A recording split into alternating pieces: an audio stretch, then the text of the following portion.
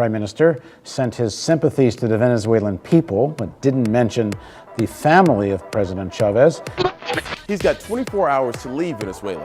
Our national armed forces must be respected. We are after other forces that are also conspiring in this poisonous effort. They're trying to create disruption.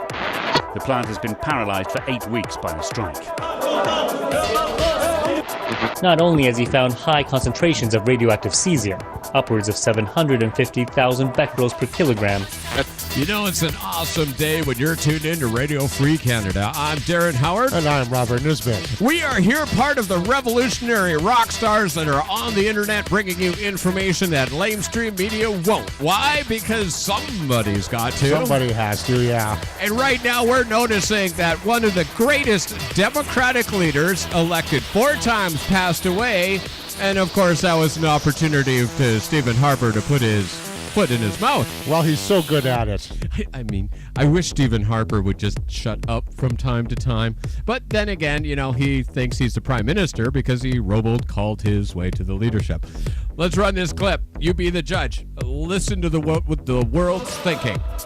Welcome to the Real News Network. I'm Paul Jay in Baltimore. The Venezuelan government has sent a card of protest to the Canadian government over Prime Minister Stephen Harper's comments upon the death of Venezuelan President Hugo Chavez. Apparently, that Prime Minister sent his sympathies to the Venezuelan people, but didn't mention the family of President Chavez. But the objections are more to this point. Here's what Harper said. Canada looks forward to working with its successor and other leaders in the region to build a hemisphere that is more prosperous, secure, and democratic.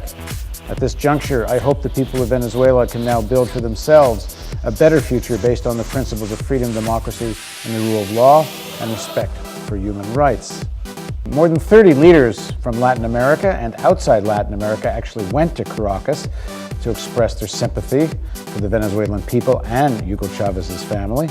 There were messages from presidents all over the world, but apparently Prime Minister Harper's message stood out for its what I guess some people have described as callousness or lack of diplomacy, suggesting that Venezuela will be better off without their president. And of course, let's not forget, this is a president of Venezuela that was elected at least 4 times. Wow, it's sort of like, you know, could we be on the wronger side of history? Well, don't you know Chavez was part of the axis of evil? Yeah. The axis of evil. I mean, he fed his citizens. Harper refuses to feed 1 in 5 children going hungry. Well, you know, we can't have socialism. No, we can't feed people or house 300,000 Canadian homeless. That's just not the Christian right-wing way to go. Yes, of course. And also he was going against U.S. interests. Because, you know, Venezuela accused the U.S. of trying to destabilize their country and take advantage of the death of Chavez. So they expelled their diplomats. Oh, my goodness. That's right? Is that what happened? Of course, Okay. It was a slight reaction from the U.S. as well. We're going to run this because, of course, lamestream media won't. We are Radio Free Canada. Activism is winning. Don't forget it. You count. Get informed. Let's run this clip. 3 days after President Hugo Chavez's funeral, the U.S. has expelled 2 Venezuelan diplomats in what media outlets are calling tit-for-tat retaliation. The expulsions come shortly ahead of Venezuela's special election to choose Chavez's successor, declared persona non grata by State Department. Orlando Jose Montanez Olivares and Victor Kamacaro Mata were sent back to their home country Sunday. The State Department made that move after Venezuela sent 2 U.S. military attachés back to the States before Chavez's passing. In a press conference hours before the Venezuelan leader's death, now interim President Nicolas Maduro accused the attachés of attempting to destabilize the country. According to Fox News, Maduro lashed out at Venezuela's so-called enemies, accusing them of stealing military secrets and even poisoning the then ailing president. He's got 24 hours to leave Venezuela. Our national armed forces must be respected. We are after other forces that are also conspiring in this poisonous effort. They're trying to create disruption. The U.S. then identified and expelled the Venezuelan officials in retaliation. U.S. State Department spokeswoman Victoria Nuland said a change in tone was needed from Venezuelan officials for both countries to develop better relations in a post-Chavez era. According to the BBC, Nuland expressed her reasoning for the expulsion, saying, "When you have an incident that you consider unjust, you need to take reciprocal action and make your point clear."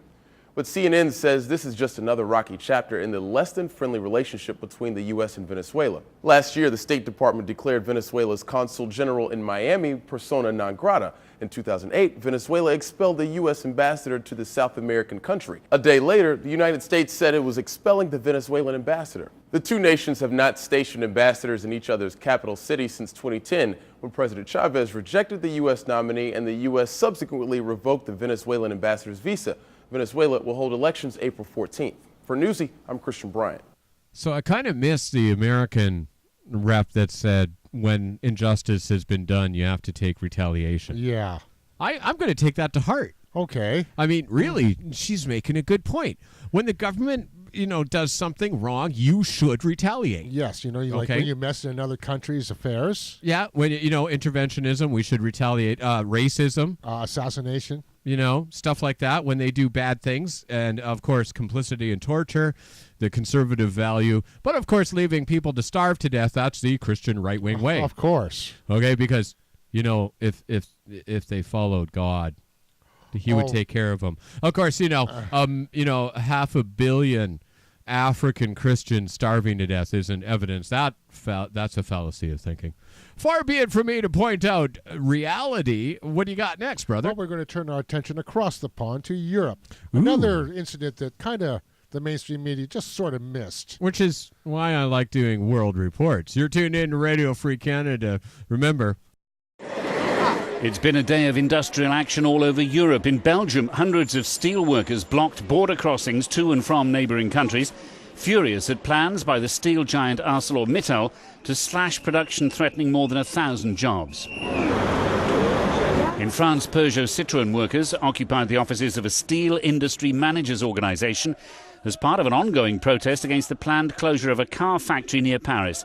The plant has been paralysed for 8 weeks by a strike.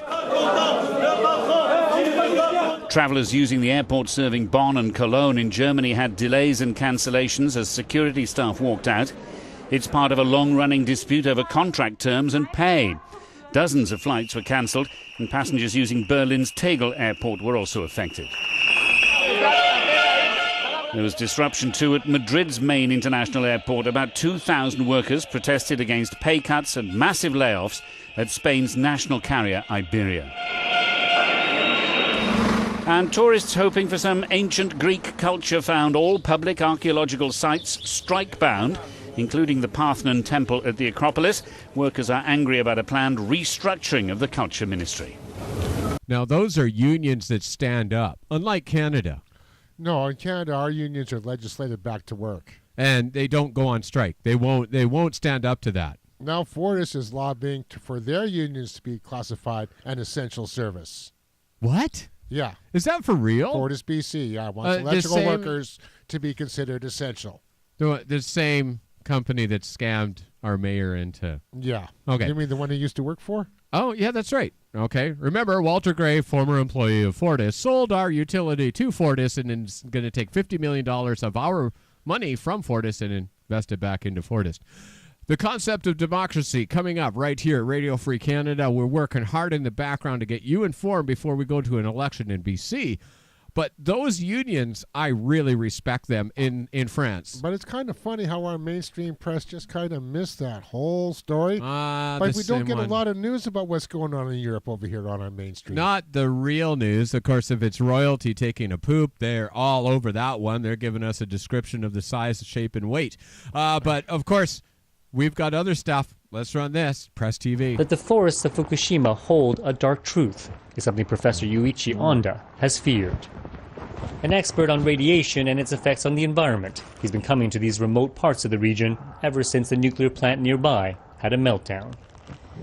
Not only has he found high concentrations of radioactive cesium, upwards of 750,000 becquerels per kilogram in the fallen leaves and in the soil, but up in a tower, he and his assistants have also measured dangerous levels in the trees themselves, suggesting radiation has permanently found its way into the ecosystem.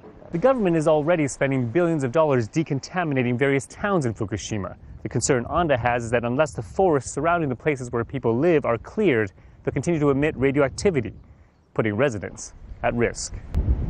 TEPCO turned down Al Jazeera's request for an interview about the impact the disaster has had on communities.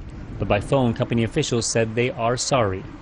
It's estimated the power company will pay some $250 billion in compensation and in cleaning up what have become essentially ghost towns. Steve Chow, Al Jazeera, Fukushima, Japan.